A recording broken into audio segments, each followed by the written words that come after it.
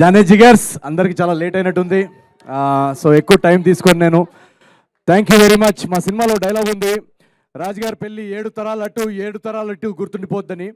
అలాగే ఈ సంక్రాంతి మా అందరికీ 7 తరాలు ఇటు గుర్తుండిపోద్ది. ఎందుకంటే తెలుగు సినిమా హిస్టరీలోనే మేబీ ఇలాంటి సంక్రాంతి వచ్చి ఉండదు. ఇన్ని సినిమాలు, ఇన్ని పెద్ద హీరో సినిమాలు, ఇంత కాంపిటీషన్లో మా సినిమా అనగనగా ఒక రాజు వినపడుతుందా కనపడుతుందా అని చాలామంది ప్రశ్నలు అడిగారు. నాకు చాలా టెన్షన్గా ఉండింది స్టార్టింగ్లో. సో అలాంటి ఒక కాంపిటీషన్లో వచ్చి కూడా సంక్రాంతి బ్లాక్ బస్టర్గా ఈరోజు మా సినిమా నిల్చుంది అంటే అది కేవలం మన తెలుగు ప్రేక్షకుల మ్యాజిక్. సో నేను ఎన్ని ఈ టూర్లు చేసినా, ఎంత మీకు థ్యాంక్ యూ చెప్పుకున్నా కూడా అది చాలా చాలా తక్కువే.